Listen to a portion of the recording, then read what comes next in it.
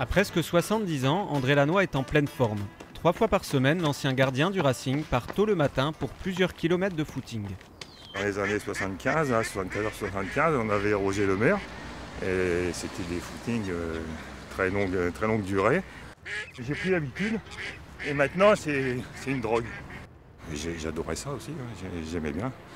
Donc j'étais peut-être prédestiné à courir. Dans 6 mois, je vais quand même avoir 70 ans et j'aime courir.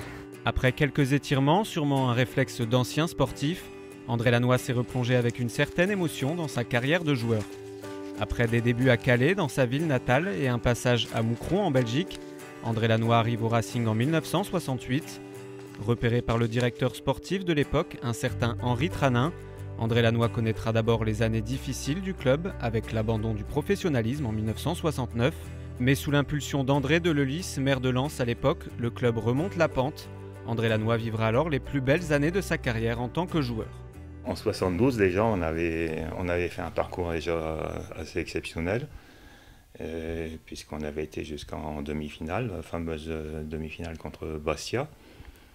Et de là, on a eu 3 saisons vraiment pleines, puisque en 73-74, on a pu remonter en première division. L'année d'après, on a réussi à aller jusqu'à cette finale de 75, où on a pu rencontrer, à l'époque, l'épouvantail, c'était quand même Saint-Étienne. Un an après cette fameuse finale de 1975, André Lannoy est contraint de stopper sa carrière de joueur, mais va rester fidèle au Racing. Il occupera alors plusieurs fonctions et intégrera notamment le staff de l'équipe professionnelle de 1992 à 2000 en tant qu'entraîneur des gardiens.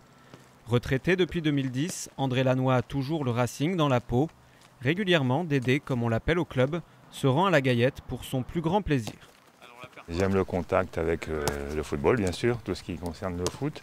Étant donné que j'ai passé quelques années ici, à la Gaillette surtout, j'aime me retremper dans l'ambiance de ce centre qui, encore une fois, souvent on le répète, mais c'est un des plus beaux centres de formation de France. Il fait bon vivre. Et puis c'est très agréable de voir l'évolution de certains jeunes, de les voir progresser et ensuite les retrouver au plus haut niveau en Ligue 1. Tu es notre Kirkovic de Racing Club de Lens. Voilà, si tu veux, c'est la même période que Ivan Kirkovic. C'est une légende, c'est la légende du Racing Club de Lens.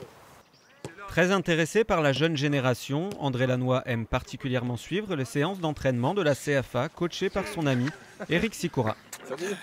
Il souffre le gars. Dédé, ouais, il vient souvent le mardi matin. Peut-être il se fait mettre dehors par sa femme, donc il ne peut pas faire grand-chose chez lui. Mais c'est vrai qu'il vient voir tous les mardis. Quand on était en pro, il passait nous voir. Là, avec la CFA, il continue. C'est quelqu'un qui a passé la plus grande partie de sa vie au club, en étant au départ gardien de but, en étant adjoint, après en étant administratif.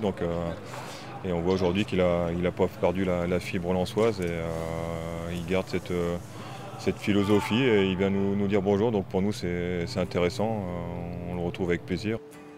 Les années passent, le football évolue, le Racing change, mais une chose est sûre, André Lannoy aura toujours les yeux et le cœur proches de sa deuxième famille, le Racing Club de Lens.